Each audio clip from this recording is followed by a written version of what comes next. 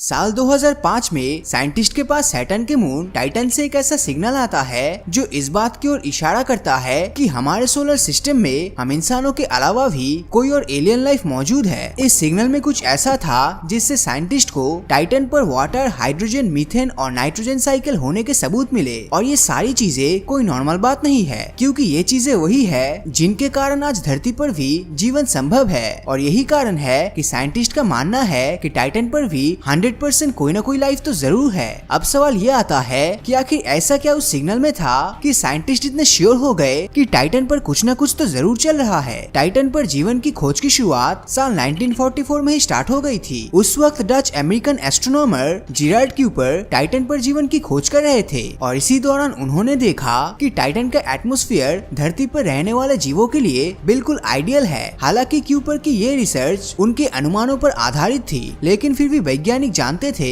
कि टाइटन पर कुछ न कुछ तो ऐसा है जो अलग है। इसीलिए 15 अक्टूबर 1997 को टाइटन पर खोज के लिए कैसिनी-ह्यूगेन प्रोब लॉन्च किया जाता है। ये प्रोब धरती से तो सही सलामत लॉन्च होता है, लेकिन ये जैसे ही टाइटन के एटमॉस्फेयर में पहुंचता है तो इसमें से कुछ फ्रीक्वेंसीज आना शुरू हो जाता है। साइंटिस्ट को लगा कि ये फ्रीक्वेंसीज प्रोब में कुछ प्रॉब्लम होने की वजह से आया है, इसीलिए ये खुद ही जनरेट हो रही होगी। लेकिन जब उन्होंने इसकी जांच की तो वो हैरान रह गए। दरअसल ये फ्रीक्वेंसीज प्रोब खुद जनरेट नहीं कर रहा था, बल्कि टाइटन के एटमॉस्फेयर से जनरेट हो रही थी। साइंटिस्ट के मुताबिक इसके पीछे दो कारण हो सकते थे। या तो टाइटन का एटमॉस्फेयर ये फ्रीक्वेंसी जनरेट कर रहा था, या फिर वहाँ पर मौजूद किसी दूसरे एलियन लाइफ के कारण ये सब हो रहा था। अब जब प्रोब ज्यादा टेस्टिंग के लिए टाइटन की जमीन पर उतरता है और वहाँ पर मिट्टी के कुछ सैंपल्स लेता है तो वहाँ उसे कुछ अजीब दिखाई देता है। जब उसने टाइटन की मिट्टी की केमिकल टेस्टिंग की तो पता चला कि टाइटन के एटमॉस्फेयर में हाइड्रोजन फॉर्मेशन तो होता है और ये पूरे एटमॉस्फेयर में इक्वली डिस्ट्रीब्यूट भी हो रहा है। लेकिन जहाँ ये हाइड्रोजन अपने हल्के वेट के कारण एटमॉस्फेयर में रहना चाहिए, वहीं पर ये गायब हो रहा है। अब ये हैरानी की बात इसलिए है क्योंकि हमारी धरती पर कई ऐसे स्पीसीज है जो धरती के एटमॉस्फेयर से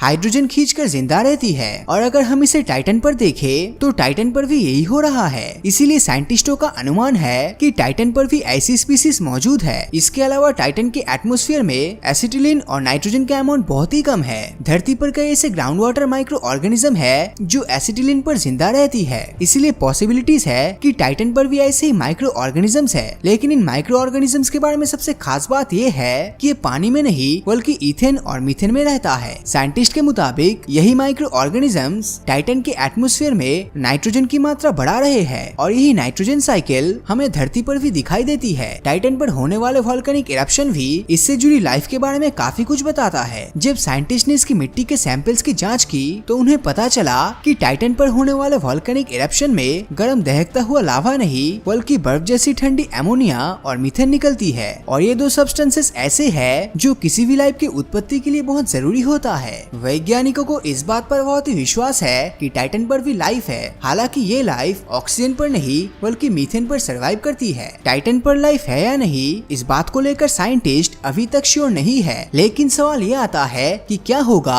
अगर टाइटन पर किसी और प्लेनेट से कोई और लाइफ सेंड किया जाए तो क्या वो वहाँ पर सर्वाइव कर पाएगा। टाइटन एक ऐसा मून है जिसके कई कंडीशंस धरती से मैच करता है। जैसे धरती के एटमॉस्फेयर में पानी के ऐसे छोटे ड्रॉप्स है जो इसका कॉस्मिक रेडिएशन से बचाव करता है, ठीक उसी तरह टाइटन के एटमॉस्फेयर में भी इथेन और मीथेन इसका कॉस्मिक रेडिएशन से बचाव करता है, जिस कारण यहाँ पर रहने वाली लाइफ को प्रोटेक्शन मिलता है। टाइटन के एटमॉस्फेयर में लाइफ के लिए जरूरी ऑक्सीजन ही एकमात्र ऐसा सब्सटेंसेस है जो मौजूद नहीं है। लेकिन इसका भी एक सोल्यूशन है। टाइटन की जमीन के नीचे आइसी वाटर्स है और इलेक्ट्रोलाइसिस की मदद से हम आइसी वाटर से ऑक्सीजन जनरेट कर सकते हैं, जिसका मतलब है कि हमें ऑक्सीजन के लिए परेशान होने की जरूरत नहीं है। टाइटन का कंपैरिजन अगर हमारे पड़ोसी मंगल से करे तो मंगल पर ना तो पानी है और ना ही एटमॉस्फेयर है, जिसका मतलब है कि भविष्य में ह्यूमन कॉलोनाइजेशन के लिए टाइटन मार्स से अच्छा ऑप्शन हो सकता है। लेकिन टाइटन भी हमारे लिए पूरी तरह से परफेक्ट नहीं है।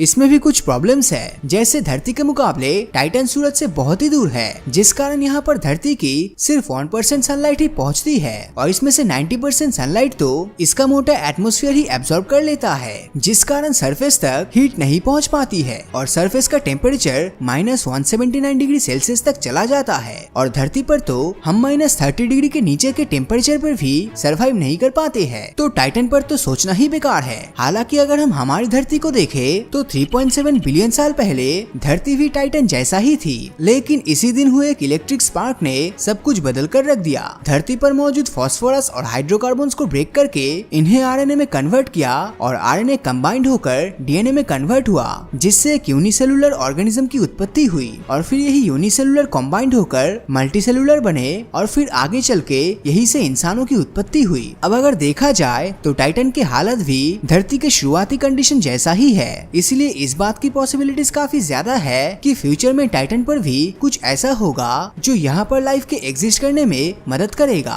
हालांकि टाइटन में कुछ ऐसे चेंजेस हो रहा है जिनके कारण देखने पर ऐसा लगता है कि टाइटन फ्यूचर में खत्म हो सकता है और इसे इतना टाइम नहीं मिलेगा कि यहाँ पर लाइफ एग्जिस्ट कर सके। फ्यूचर में क्या होगा ये तो किसी को नहीं पता, लेकिन आपको क्या लगता है, क्या टाइटन पर कोई लाइफ है और क्या इंसान कभी टाइटन पर रह पाएगा या नहीं? अपनी राय नीचे कमेंट करके जरूर बताएं। और अगर ये वीडियो आपको अच्छा लगा हो तो इस वीडियो को लाइक और अपने दोस्तों के साथ शेयर करना मत भूलना। और अगर अभी तक आपने हमारे चैनल को सब्सक्राइब नहीं किया है तो सब्सक्राइब करके नोटिफिकेशन बेल को ऑन कर दीजिए, क्योंकि मैं ऐसी वीडियोस हर हफ्ते लाता रहता हूँ। तो मिलता हूँ आपसे अगले वीडियो में और हमेशा की तरह थैंक्स फॉर वॉचिंग।